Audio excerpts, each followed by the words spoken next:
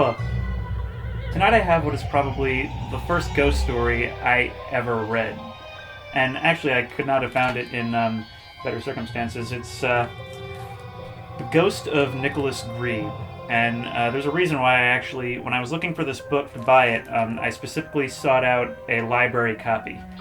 When I was like 6 or 7 years old, the school library that we had was actually in the basement, and it wasn't like all nicely done up or anything either. It was just seriously in this dark, gross basement. Dim lighting, mazes of shelves that seemed really tall to 6 or 7 year old me. And one day they let us just, walk around and pick out our own book, and in some like back area away from everybody else, I found this. And I managed to spook myself pretty good reading a ghost story in the middle of that dark basement. So here it is now. In colonial times, quiet Massachusetts valleys, dark with trees, threaded with rivers, and often cloaked in fog, gave rise to thoughts of the supernatural.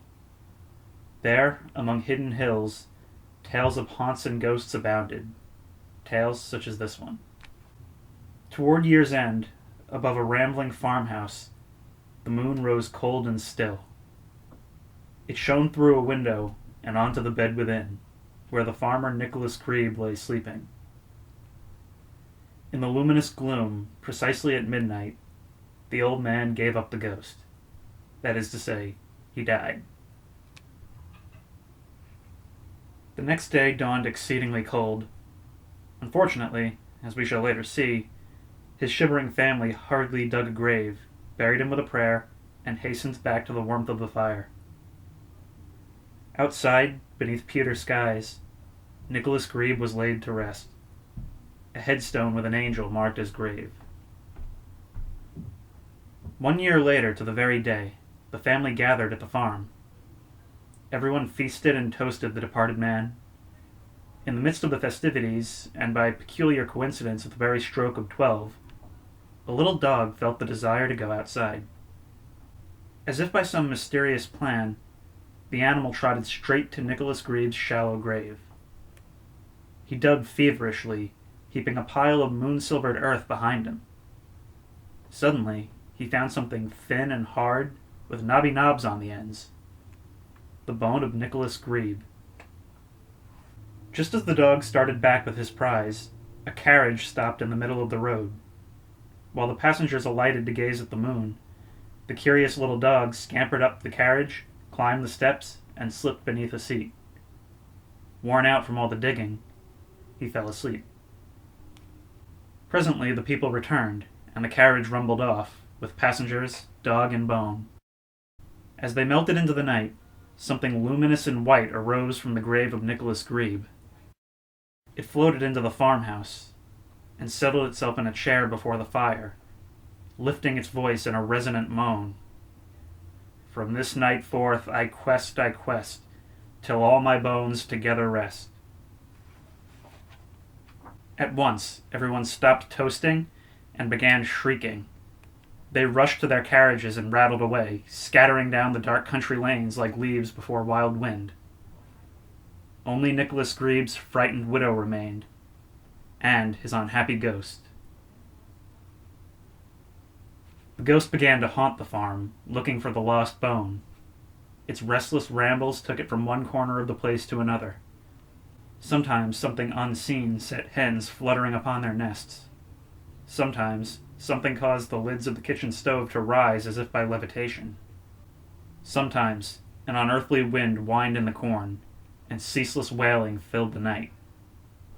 Forevermore I quest, till all my bones together rest.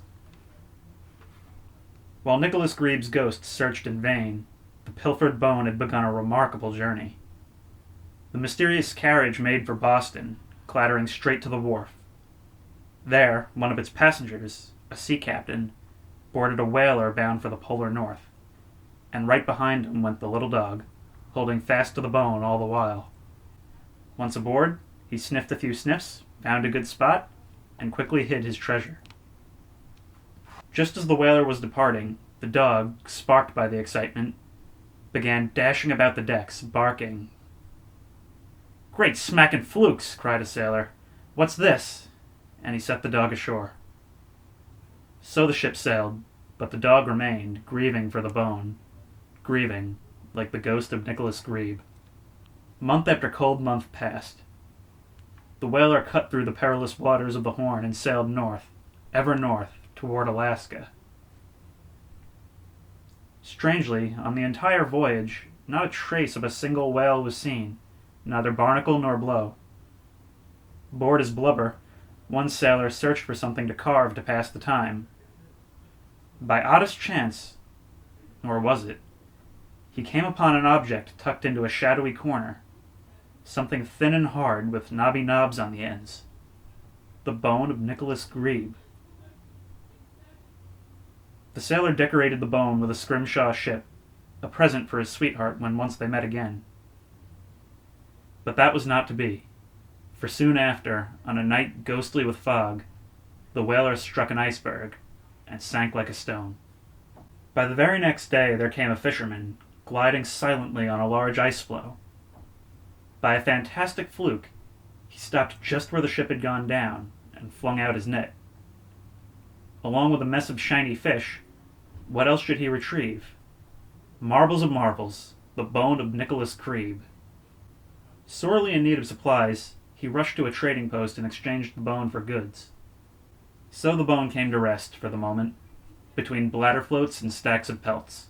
Now, all the time that the bone was traveling, the ghost still haunted the farm, day and night, night and day.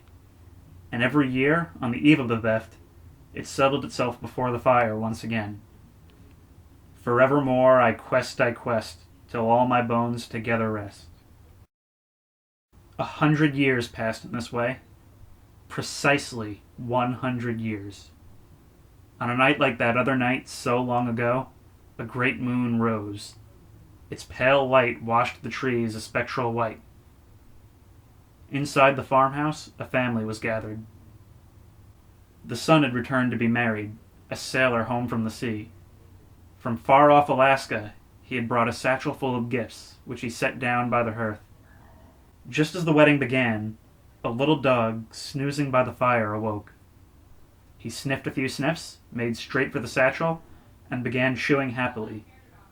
Soon he had chewed the handle off.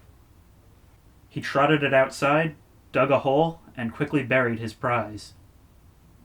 A thin, hard object, adorned with a spidery scrimshaw ship and knobby knobs on the ends.